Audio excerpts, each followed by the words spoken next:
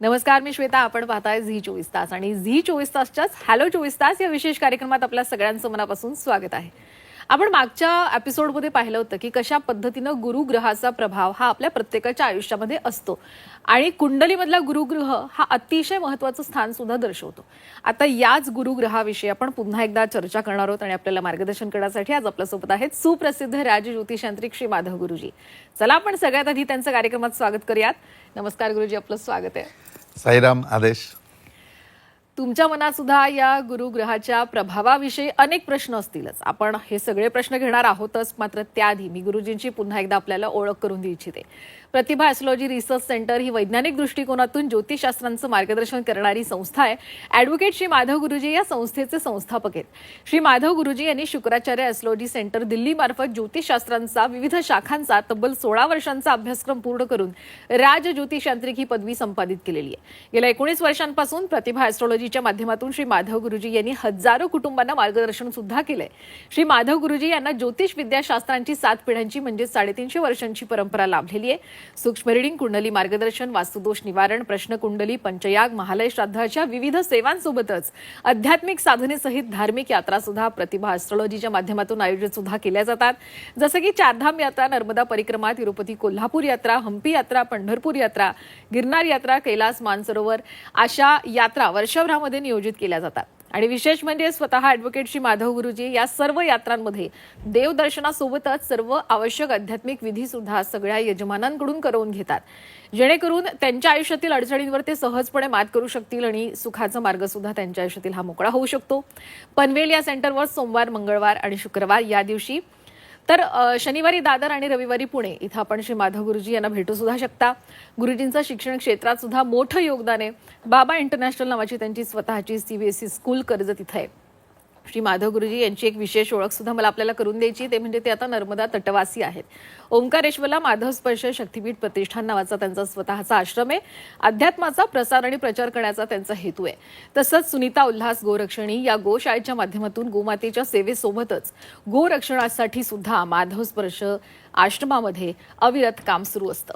चला तर मग आपण आजच्या या चर्चेला सुरुवात करणार आहोत. गुरुजी, खूप महत्त्वाचा विषय गुरुग्रहाविषयी आपण मागच्या एपिसोडमध्ये चर्चा केली. अतिशय उत्तम प्रतिसाद सुद्धा आपल्याला सगळ्या प्रेक्षकांकडून मिळालेला आहे. त्यामुळे आणखीन काही प्रश्न प्रेक्षकांमधूनच आपल्याला आलेले आहेत, ते आता या एपिसोडमध्ये आपल्याला पुन्हा घ्यायचे आहेत. तर आता स्त्रियांच्या आयुष्याबद्दल थोडंसं बोलायचं आहे की स्त्रियांच्या आयुष्यामध्ये हा जो गुरुग्रह आहे, बृहस्पती पण ज्याला म्हणतो, त्याचा प्रभाव नेमका कसा असतो? म्हणजे आता चांगला आणि वाईट दोन्ही दृष्टीने जरा तुम्ही सांगाल का? स्त्रियांच्या कुंडलीमध्ये विचार केला मॅडम, तर स्त्रियांच्या बाबतीमध्ये बघितलं तर गुरुग्रहाचं खूप मोठं वैशिष्ट्य आहे. कारण गुरुग्रह आपण बघितलं की गुरु म्हणजे बृहस्पती, आणि बृहस्पती म्हणजेच की तुमच्या वैयक्तिक आयुष्यामध्ये येणारे मार्गदर्शक, तुमच्या वैयक्तिक आयुष्यामध्ये येणारे आदर्श, हे सगळं म्हणजे गुरु. आणि मग त्या सगळ्याचा विचार करताना आपण नेहमी एक वाक्य बोलतो की प्रत्येक यशस्वी पुरुषाच्या पाठीमागे स्त्री असते. तर मग निश्चितपणे त्याच्या पाठीमागे स्त्री असते, तर त्या स्त्रीचा गुरुबळ म्हणजे त्या स्त्रीच्या प्रती गुरुबळ असणं हे खूप इम्पॉर्टंट आहे. गुरुबळ असलेल्या प्रत्येक स्त्रिया मोठ्या प्रमाणावरती आपल्याला सगळ्याच ठिकाणी दिसून येतात. किंवा ज्यावेळेला एखादा पुरुष यशस्वी होतो त्यावेळेला त्याच्या पाठीमागची स्त्री काढलीत आणि त्या स्त्रीची जर आपण कुंडली बघितली तर निश्चितपणे तिचा बृहस्पती पूर्णपणे प्रभावी असतो. आता गुरुग्रहाचं म्हणजे की गुरुबळाचं चांगलं जर सांगायचं झालं स्त्रियांच्या बाबतीमध्ये, तर प्रामुख्याने 2 कुंडलींचा किंवा 2 व्यक्तींचा आपल्याला उल्लेख करावा लागेल. ते म्हणजे की आपल्या भूतपूर्व पंतप्रधान इंदिराजी गांधी. तर इंदिरा गांधींच्या कुंडलीमध्ये सुद्धा तुम्ही बघाल तर इंदिरा गांधींच्या कुंडलीमध्ये सुद्धा कर्केचा गुरु आहे आणि तो खूप प्रभावी आहे. आणि एकेकाळचं देशाचं नेतृत्व त्यांनी इतकं सखोल सांभाळलं किंवा त्याच्यामध्ये देशाची प्रगती पण केली. याच्या व्यतिरिक्त त्यांनी अगदी म्हणजे धाडसाने निर्णय घेतले. त्या सगळ्याचं आज सुद्धा कौतुक केलं जातं म्हणजे. आणि कुठेतरी हे त्या गोष्टीला दुजारा मिळतो की खरोखरी गुरुबळ असल्याच्या नंतर ती व्यक्ती म्हणजे किंवा ती स्त्री घरापुरती मर्यादित न राहता ती पूर्णपणे बाहेरच्या याच्यामध्ये म्हणजे संपूर्ण जगाला चांगली दिशा देऊ शकते, एखाद्या नेतृत्वाला चांगली दिशा देऊ शकते, एखाद्या देशाला चांगलं नेतृत्व देऊ शकते. याच्या व्यतिरिक्त त्याच्यामध्ये विचार केला तर आपल्याला लोकमाता अहिल्याबाई होळकरांची पत्रिका घेता येईल. त्यांच्याही पत्रिकेमध्ये कर्केचा गुरु आहे. आज त्यांची जर कारकीर्द बघितली तर त्यावेळेला म्हणजे की ज्यावेळेला इंदिरा गांधी येतात त्याच्या वेळेला कुठेतरी आपल्याकडे म्हणजे की पूर्णपणे स्वतंत्रता लाभली आहे. आणि त्याच्यानंतर त्या स्वतः स्वतंत्र देशाच्या पंतप्रधान असताना त्यांनी केलेला कारभार आणि एकीकडे परतंत्र किंवा एका बाजूला पूर्णपणे म्हणजे की आपल्यामध्ये लढाई करत असताना त्याच्यामध्ये लोकमाता अहिल्याबाई होळकरांनी केलेलं कार्य, या सगळ्याचा विचार केला तर गुरुबळ उत्तम असल्यानंतर एक स्त्री सुद्धा काय करू शकते त्याची ही अगदी जिवंत उदाहरणं आहेत. आणि हे इतिहास आहेत जे कधीही कोणी पुसू शकत नाही किंवा कधीही कोणी पुसले जाणार नाहीत किती प्रयत्न केले तरी. तर या गोष्टींच्या याच्यामध्ये आपल्याला गुरुची कारकता पूर्णपणे करणे. पण ह्याचबरोबर हा गुरु जर बिघडलेला असेल किंवा हे गुरुबळ कमी असेल तर स्त्रियांच्या जीवनामध्ये काय घडतं, तर प्रामुख्याने आपण बघितलं की आपण मंगळ खूप चांगला बघितलं, त्याचा सुद्धा आपल्याला खूप रिस्पॉन्स आला की स्त्रियांचा जो मूलभूत स्वभाव आहे त्या स्वभावामध्ये त्यांच्यावरती असं आहे की जबाबदाऱ्या कायम त्यांच्यावरती असतातच. म्हणजे कुठली पण स्त्री बघितली तर त्या कुटुंबाची जबाबदारी असते, मुलांची जबाबदारी असते, पतीची जबाबदारी असते. मग अगदी ती काही कमवत नसली तरी ह्या सगळ्यांची कमाई करण्याकरता किंवा त्या कमाई करता किंवा त्या विद्याभ्यासाकरता व्यवस्थित राहण्याकरता जे काही संपूर्ण त्याच्या पाठीमागची व्यवस्था आहे ती त्या स्त्रीमार्फत केली जाते आणि ती प्रत्येक वेळेला सगळं कर्तृत्व पार पडत असते, प्रत्येक वेळेला जबाबदारी घेत असते, ती पूर्ण करत असते. पण सर्वात मोठा प्रॉब्लेम आहे की ती बोलून सगळं फुकट घालवते. म्हणजे अनेक स्त्रिया आपल्याकडे येतात त्यावेळेला आपण त्यांचं गुरुबळ बघतो आणि पहिलं त्यांनाही जाणीव करून देतो की तुमच्यामध्ये खूप चांगलं कर्तृत्व आहे, तुमच्यामध्ये चांगली माया आहे, तुमच्यामध्ये चांगलं म्हणजे की प्रेम आहे, तुम्ही सगळ्या दृष्टिकोनातून सर्वोच्च आहात, पण शेवटी तुम्ही बोलून सगळं फुकट घालवता. तर पहिले तुम्ही तुमचं तोंड कंट्रोलमध्ये ठेवा, तुमचं बोलणं कंट्रोलमध्ये आणा, तुम्हाला प्रत्येक ठिकाणी मानमराता पण प्राप्त होईल आणि तुम्ही खरोखरी एवढं जे करताय ना त्या सगळ्याचा जय जयकार होईल म्हणजे. आणि मग ही गोष्ट त्यांच्या लक्षात येते त्यावेळेला त्या स्वतः म्हणतात की गुरुजी मला पण हे समजतं, कधीतरी माझी विनाकारण इतकी चिडचिड होते आणि प्रत्येक वेळेला असंच होतं. मग त्याच्यामध्ये त्या सांगतात पण असं होतं तसं होतं, माझ्यावर एवढी जबाबदारी तुम्ही सगळं पार पडलं आणि नंतर माझं जे डोकं सटकल्यानंतर मी बडबड केली त्यात खरोखरी मी सगळ्यावरती पाणी फिरवून टाकलं म्हणजे. तर हा प्रामुख्याने अनुभव स्त्रियांच्या बाबतीमध्ये येतो की त्यांच्या बोलण्यावरती कंट्रोल राहत नाही. त्याच्यामुळे गुरुबळामुळे त्यांना चांगलं कर्तृत्व असतं, त्यांच्याकडनं चांगलं कार्यही होतं, चांगली जबाबदारी पार पडते, पण बोलण्यामुळे सगळे फुकट जाते. तर हे बोलणं कशामुळे होतं, तर हे याच्यामुळे होतं की तुमचा गुरु पूर्णपणे बिघडलेला आहे, तो गुरु तुम्ही सुधारायला पाहिजे. आज तुम्हाला अतिशयोक्ती वाटेल की जसं कॉर्पोरेट सेक्टरमध्ये काम करणाऱ्या स्त्री आहेत आणि संपूर्ण हे करतात, परंतु मूलभूत स्वभाव त्यांच्यामध्ये असा येतो की तिथे गेल्यानंतर प्रत्येक ठिकाणी काही ना काही डिस्टर्बन्सेस करायचं, प्रत्येक ठिकाणी प्रत्येकाची निंदा करत राहणं. ज्यावेळेला तुमच्याकडनं वारंवार प्रत्येक गोष्टीमध्ये एखाद्याची निंदाच येते त्याच्या वेळेला पहिलं तुम्ही सावध व्हायला पाहिजे की कुठेतरी तुमचा गुरु हा खराब चाललेला आहे आणि तुमचा गुरु निर्बळ व्हायला लागल्यामुळे तुमचा हा प्रभाव पडतोय. वैयक्तिक याच्यामध्ये ज्यावेळेला कुटुंब परिस्थितीमध्ये बघाल तर गुरु असा आहे की तो कुटुंबातल्या सगळ्या लोकांना जोडून ठेवतो, परंतु प्रामुख्याने ती स्त्री असं आहे की अगदी म्हणजे की लोक असंही सांगतात अहो विष पेरायचं काम ती करते सध्या, प्रत्येक ठिकाणी विष पेरलं जातं. तर ज्या वेळेला आपल्या हातून असं होतंय किंवा आपल्या भावना अशा होत आहेत त्याच्या वेळेला कुठेतरी आपण सावध व्हायला पाहिजे आणि दुसरं तिसरं कोणी न सांगता आपण पहिले आपल्या कुंडलीमधला बृहस्पती तपासायला पाहिजे की नक्की माझा गुरु कुठल्या दिशेने चालला आहे. ज्या वेळेला स्त्रियांच्या पत्रिकेमध्ये गुरु बिघडतो त्याच्या वेळेला सर्वात पहिली गोष्ट म्हणजे की त्या कोणालाही चांगलं म्हणणार नाही, प्रत्येक ठिकाणी त्या जातील त्या ठिकाणी कुणाची ना कुणाची निंदा करतील. दुसरा पार्टमध्ये आहे की प्रत्येक ठिकाणी त्या विष पेरायचं काम करतील. चौथी गोष्ट म्हणजे की जसं आपण म्हणतो की नाही त्या भानावर राहणार नाही, म्हणजे तिला कर्तृत्वाची जाणीव आहे, ती सगळं करत चालले पण ती भानावरच नाही आहे, म्हणजे ती पूर्णपणे इनबॅलन्स होते. तर हे इनबॅलन्स होणं म्हणजे काय की तुमच्या पत्रिकेमधला गुरु पूर्णपणे बिघडलेला आहे. चौथी महत्त्वाची गोष्ट म्हणजे की कुठलंही कार्य करायला जाताना ते कार्य करतायत, परंतु ते कार्य करत असताना त्याच्या पाठीमागे त्यांना काय प्राप्त व्हायचं, त्यांना काय स्वतःला प्राप्ती करून घ्यायची आहे, ही प्राप्तीच जर ती व्यक्ती विसरत असेल तर ते कार्य करून पण काही उपयोग नाही. ज्यावेळेला गुरुबळ कमी होतं किंवा गुरु ज्यावेळेला निर्बळ व्हायला लागतो त्याच्यावेळेला सर्वात महत्त्वाची गोष्ट म्हणजे की तुमच्या हातून कर्म घडत राहतं, पण त्या कर्मामधून तुम्हाला काय प्राप्ती मिळायला पाहिजे ती प्राप्ती मिळत नाही आणि मग ती व्यक्ती विनाकारण स्वतःचाच मोठेपणा सांगत बसते की हे सगळं माझ्यामुळे आहे, मग त्याच्यामुळे, मग अजून त्याच्यामुळे माणसं तोडली जातात. विनाकारण माणसांमध्ये गैरसमज निर्माण होतात, विनाकारण स्वतःची प्रतिमा मलिन व्हायला सुरुवात होते. संसारामध्ये सुद्धा लक्ष राहत नाही, मुलाबाळांकडेही लक्ष राहत नाही, पतीकडतेही लक्ष राहत नाही. म्हणजे थोडक्यामध्ये तुम्ही पूर्णपणे इनबॅलन्स होता. तुमच्या जबाबदाऱ्या तुम्ही पार पाडताय पण त्या फक्त कर्म म्हणून पार पाडताय. त्याच्यामध्ये जी माया असायला पाहिजे, त्याच्यामध्ये जे कर्तृत्व असायला पाहिजे किंवा त्याच्यामध्ये जो तुमचं पूर्णपणे प्रेम असायला पाहिजे ते प्रेम ज्यावेळेला त्याच्यामुळे मिळत नाही त्यावेळेला 100% लक्षात घ्या की तुमचा बृहस्पती पूर्णपणे बिघडतोय. मग याच्यावरती उपाय पण खूप सोपे आहेत. म्हणजे की उपायाच्या बाबतीमध्ये याच्यामध्ये तुम्ही विचारलं मग याच्यावरती काय उपाय करायचे, तर उपायाच्या याच्यामध्ये तुम्ही 100% त्याच्यामध्ये विष्णू उपासना कुठलीही केली तरी ती पूर्णपणे लाभदायक आहे. मग त्याच्यामध्ये सर्वात पहिली गोष्ट म्हणजे की तुम्ही विष्णू सहस्त्रनाम ऐकू शकता, व्यंकटेश स्तोत्र तुम्ही वाचू शकता, ओम नमो भगवते वासुदेवाय या द्वादक्षरी मंत्राचा जप करू शकता. याच्या व्यतिरिक्त चौथी गोष्ट म्हणजे की तुळशीची तुम्ही म्हणजे की तुळशीला दररोज पाणी घालणं किंवा तुळशीचं पान दररोज तोंडामध्ये ठेवणं या सगळ्या गोष्टी तुम्ही त्याच्या माध्यमातून करू शकता, ज्या जेणेकरून तुमच्या याच्यावरती पूर्णपणे इफेक्टिव्ह राहतील. गुरुवारचा उपास तुम्ही करू शकता की तुम्हाला कुठेतरी पेशन्स याच्यामध्ये तुमचे लूज होतात आणि हे पेशन्स लूज होणं म्हणजे सुद्धा तुमचा बृहस्पती डाऊन होण्याच्या बरोबर आहे. तर हे पेशन्स तुमचे वाढले तर ॲटोमॅटिक तुमचं गुरुबळ पुन्हा तुम्हाला प्राप्त होईल आणि या सिली मिस्टेक तुमच्या हातून होणार नाही. तुम्ही कर्तृत्ववान आहातच, परंतु हे गुरुबळ तुम्हाला अजून मिळाल्यामुळे तुमच्या कार्याचा सगळीकडे जयघोष होईल, सगळीकडे तुमच्या नावाचा जयघोष होईल आणि नवीन नवीन संधी, नवीन नवीन जबाबदाऱ्या तुम्ही पार पडत जाल. कुठल्याही क्षेत्रात तुम्ही असा तुम्ही 100% प्रगती करा. अगदी बरोबर. खूप छान मार्गदर्शन केलं आणि मला वाटतं की आपल्या प्रेक्षकांमध्ये स्त्रियांना सुद्धा वाटलं असेलच की अरे गुरुजी जे बोलतायत ते सगळं माझ्याचबद्दल खरं बोलतायत की. पण आता तुमचा कुंडलीमधला गुरुग्रहाचा प्रभाव नेमका कसा आहे, किती आहे हे जाणून घेण्याची तुम्हाला उत्सुकता असेलच. त्यासाठी तुम्ही खाली दिलेल्या कॉल सेंटरवर सुद्धा फोन करत असालच. पण काही कारणाने समजा उचलला गेला नसेल तर काळजी करू नका.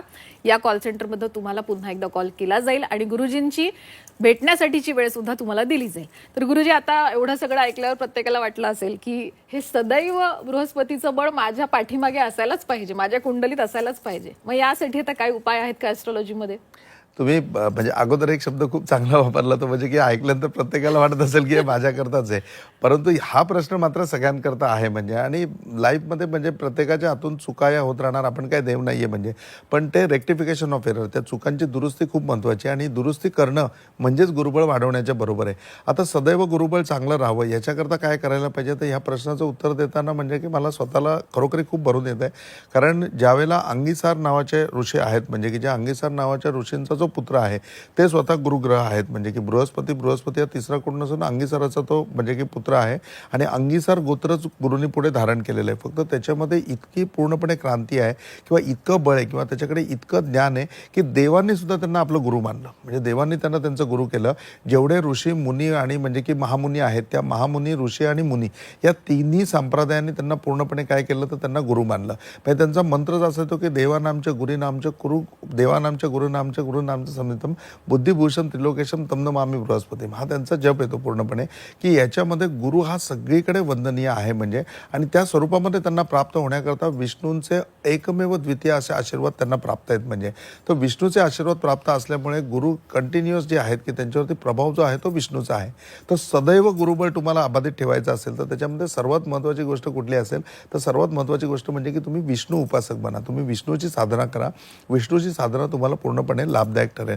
म्हणजे अंगीसाराला ज्या ज्या वेळेला प्रत्येकाने विचारलं की मला गुरुबळ प्राप्त करून देण्याकरता मी काय करायला पाहिजे, त्यावेळेला अंगीसाराने प्रत्येकाला जी जी गोष्ट सांगितली किंवा जे जे मार्गदर्शन केलं, आज ते मार्गदर्शन करण्याची संधी मला उपलब्ध झाली आणि तुम्हाला सगळ्यांना ते ऐकायची झाली आहे. फक्त हा क्षण वाया घालू नका. तुम्हाला तुमच्या पत्रिकेमध्ये किंवा हा अगदी नुसता एपिसोड जरी ऐकला तरी तुम्हाला कळलं असेल की तुमच्या पत्रिकेमध्ये तुम्हाला गुरुबळ आहे का नाही आहे. आणि गुरुबळ वाढलं तर निश्चितपणे तुमचा फायदा होईल. म्हणजे तुम्हाला असं वाटत असेल की असं माझ्या बाबतीत काय नाही आहे, तरी तुम्ही ही साधना करा, तुमचं गुरुबळ वाढलं त्याचा फायदाच होणार आहे. आणि खरोखरी तुम्ही याला कुठे मॅच असेल तरी तुम्ही साधना करा, त्याच्यामध्ये तुम्ही मॅचच होणार आहे. याच्यामध्ये अंगीसार पहिला आवर्जून सांगतो की तुम्ही तुमचे कुळाचार पूर्ण करा. प्रत्येक वेळेला तो म्हणतो की गुरुबळ कमी व्हायचं पहिलं कारण काय असेल तर तुम्ही तुमचा कुळाचार सोडलेला आहे, तुमच्या कुळाची जी काही उपासना आहे ती सोडलेली आहे, तुमच्या कुलदेवतेच्या प्रती जे काही मान सन्मान किंवा याच्या व्यतिरिक्त त्याच्या जे काही उपाययोजना आहेत त्या तुम्ही करत नाही आहेत किंवा कुलदेवतेची सेवा तुम्ही करत नाही आहे. तुमच्या कुळाच्या बाबतीमध्ये जे काही कुळाची काही कर्म आहेत, कुळाचे काही श्राप आहेत, कुळामध्ये काही बाधा आहे, त्याच्याबद्दल तुम्ही विचार केलेला नाही तर पहिले त्याच्याबद्दल तुम्ही विचार करा आणि त्याबाबतच्या सगळ्या गोष्टी तुम्ही करा. तुम्हाला निश्चितपणे त्याच्यामध्ये चांगला आनंद प्राप्त होईल, निश्चितपणे तुमचं गुरुबळ वाढेल. दुसरं त्याच्यामध्ये अंगीसार असं सांगतात की तुम्हाला बृहस्पती बळ वाढवायचं असेल तर तुम्ही गुरुवार हा त्यांचा वार आहे, तुम्ही गुरुवारचं व्रत करायला पाहिजे. तिसरं त्याच्यामध्ये ते सांगतात की तुम्ही कायम विष्णूची उपासना करायला पाहिजे. मग त्याच्यामध्ये हरिवंश पुराण म्हणून एक खूप चांगला ग्रंथ येतो आणि सोपा येतो, म्हणजे की तो तुम्ही गोष्टी स्वरूपामध्ये अगदी वाचू शकता, त्याला काहीही नियम आणि अटी नाही आहेत म्हणजे. तर ते हरिवंश पुराणाचा पाठ तुम्ही दररोज वाचायला सुरुवात करा. तुम्हाला वाचतानाही आनंद येईल आणि तो वाचल्यामुळे निश्चितपणे तुमच्या गुरुबळाची पण तुम्हाला प्राप्त होईल. चौथं की जो मंत्र आहे की ओम नमो भगवते वासुदेवाय, या द्वादक्षरी मंत्राचा तुम्ही जप करा, निश्चितपणे तुम्हाला उत्तम गुरुबळ प्राप्त होईल. विष्णू सहस्त्रनामाचा तुम्ही पाठ करा, निश्चितपणे गुरुबळ प्राप्त होईल.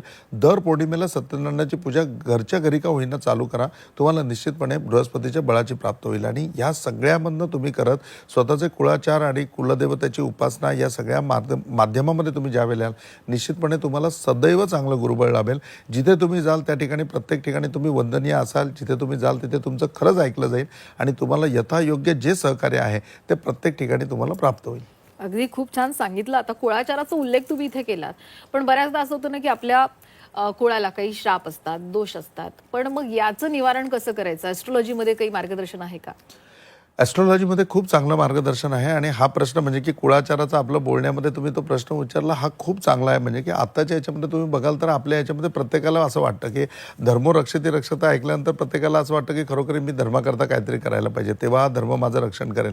पण नक्की काय करायला पाहिजे कुणालाच कळत नाही. आणि कुळाचारामध्ये कितीतरी लोक असे की त्यांना कुलदैवतच माहिती नाही, की आम्हाला आमची ना कुलदेवीच माहिती नाही, मग आम्ही काय करायचं, आम्ही कुणाची उपासना करायची, अशा अनेक प्रश्न आहेत. म्हणजे तर या सगळ्या प्रश्नाचं उत्तर देताना त्याच्यामध्ये अंगी सरांनी सांगितलं की नवचंडी नावाचा याग आहे, ज्याच्यामध्ये दुर्गा सप्तशतीची धारणा केली जाते, तिची पूर्णपणे आराधना केली जाते आणि हीच तुमची कुलदेवते. आता हीच तुमची कुलदेवते म्हणजे काय, की तुमची कुलदैवत जी आहे ती महाकालीच्या स्वरूपात असेल, महासरस्वतीच्या स्वरूपामध्ये असेल, नाही तर तिसरं तुमच्याकडे असेल ते पूर्णपणे महालक्ष्मीच्या स्वरूपामध्ये असेल.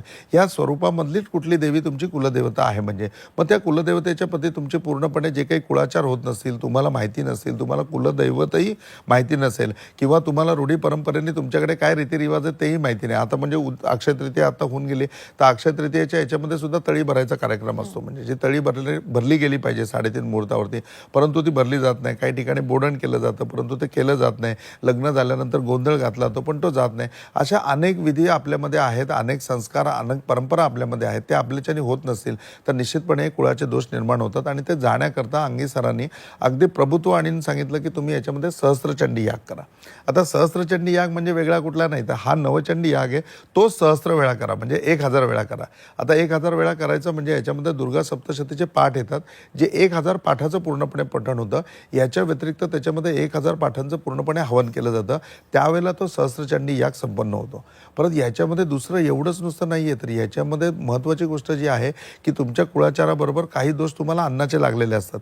बघा, एखाद्याची प्रकृती इतकी बिघडते की त्याला हॉस्पिटलमध्ये ठेवलं आहे आणि आता त्याला व्हेंटिलेटर लावला आहे, त्याला अन्न नाही. म्हणजे त्याच्या घरामध्ये रेशन अगदी वर्षभराचं भरलेलं आहे, पण तो अगदी साधं म्हणजे की तूप भात मीठ सुद्धा खाऊ शकत नाही. ही तुमची वेळ येते त्यावेळेला ते अन्नाचे दोष. का तर तुम्ही वेळच्या वेळी अन्न कुठेतरी ताटीतलं म्हणजे ताटामध्ये घेतलेलं नाश पावलेलं आहे किंवा तुम्ही कुणाला दान करायचं ते केलेलं नाही. मग तो अन्नाचा दोष तुमच्यामध्ये असतो. हा अन्नाचा दोष त्याच्यामधनं तुमचा पूर्णपणे निघून जातो. मग सहस्त्रचंडीमध्ये फक्त हवन केलं जातो का, तर नाही, त्याच्यामध्ये सहस्त्र ब्राह्मण भोजन सुद्धा केलं जातं. म्हणजे विधिविधानाप्रमाणे सांगितलं की तुम्ही सहस्त्र ब्राह्मण भोजन करा. आता मी जर तुम्हाला सांगितलं की तुमचा अन्नाचा दोष आहे, तुम्ही सहस्त्र ब्राह्मण भोजन करा, तुम्ही म्हणाल की गुरुजी मी तयारही आहे, पण सहस्त्र ब्राह्मण तरी एका वेळेला मिळायला पाहिजे, ते मिळतील का? किंवा या सगळ्या यंत्रणेकरता लागणारा तेवढा खर्च मी करू शकेन का? या सगळ्या गोष्टी पुढे एक एक प्रश्न आपल्या पुढे येतील. तर या कार्यक्रमामध्ये सहस्त्र ब्राह्मण भोजन केलं जातं. याच्या व्यतिरिक्त काही कुळामध्ये स्त्रियांचे श्राप, स्त्रियांचे दोष किंवा स्त्रियांना पोचलेले कष्ट, त्याच्यामुळे त्यांची झालेली बाधा सुद्धा असते. मग ही बाधा जाण्याकरता याच्यामध्ये प्रामुख्याने काय आहे, तर स्त्री ही कुमारिका स्वरूपामध्ये पण मानली जाते. तर कुमारिका स्वरूपामध्ये तिची आराधना आपल्याला करायची आहे. तर या यागामध्ये सहस्त्र कुमारिकांचं पूजन केलं जातं. नुसतं पूजन केलं जात नाही, तर त्यांना भोजनही दिलं जातं. म्हणजे त्यांना संतुष्ट केलं जातं. आणि याच्या व्यतिरिक्त त्यांना वर्षभर त्या किमान वापरू शकतील इतक्या चांगल्या क्वालिटीचे कमीत कमी 2 ड्रेस त्यांना वस्त्रदान म्हणून त्या ठिकाणी केले जातात. आता कुमारिका म्हणल्यावर तिला नटण्याची आवड असेल तर तिला मेकअपचं सगळं साहित्य दिलं जातं आणि त्याच्यावरती म्हणजे की पूर्णपणे हिरण्य म्हणजे की तुम्ही काहीतरी पैसे त्याच्याबरोबर दक्षिणा म्हणून द्यायला पाहिजे, तर तशा स्वरूपाचं दान पण त्याच्यामध्ये दिलं जातं की त्याच्यामध्ये पूर्णपणे सहस्त्र कुमारिकांचे आशीर्वाद तुम्हाला मिळतात. मग सहस्त्र सौभाग्यवती की त्यांच्या ओट्या भरल्या जातात, त्या ओट्या भरल्या जाऊन त्यांना यथायोग्य त्यांचा मान सन्मान केला जातो आणि त्याचे आशीर्वाद सुद्धा तुम्हाला प्राप्त होतात. ह्याच्यामध्ये पुढे जाऊन याच्यामध्ये ज्या वेळेला सहस्त्रचंडी यज्ञ असतो त्या यज्ञाची सुरुवातच तुमची होते ती अश्वपूजनाने होते. याचा अर्थ असा आहे की तुमची प्रगती अश्वासारखी हो. म्हणजे सर्वात मोठी गती जर केलेली आहे तर ती अश्वगती मानलेली आहे. म्हणजे आजही आपण ऐकतो की इंजिन किती आहे, तर किती हॉर्स पॉवरचं इंजिन आहे.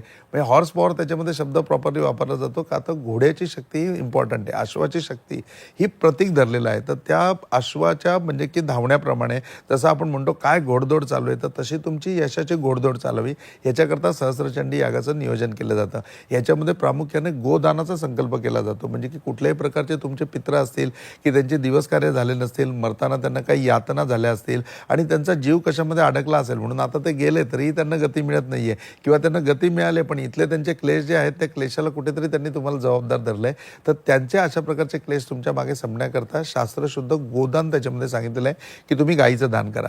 तर तुम्हाला माहिती आहे की आपली प्रत्यक्ष गोशाळा असल्यामुळे आपल्याकडे गाईचं दान करायचं त्याच्यामध्ये पूर्णपणे समृद्धता आहे की कुठे पितळ्याची किंवा चांदीची गाय हातात घ्यायची गरज नाही.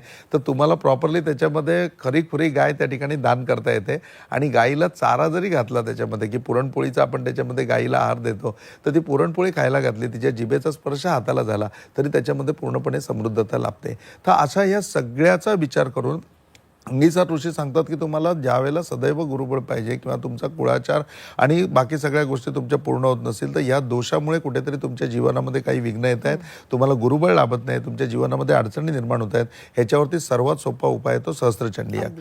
मग या सहस्त्रचंडी यागाचा खर्च ऐकल्यानंतर मनामध्ये कितीतरी देवी भक्तांच्या मनामध्ये असतं की आपण हा यज्ञ करावा, परंतु तो पैशा अभावी करता येत नाही, वेळेअभावी करता येत नाही, जागेअभावी करता येत नाही, किंवा मग असं मार्गदर्शन किंवा करणारी व्यक्ती नाही म्हणून होत नाही.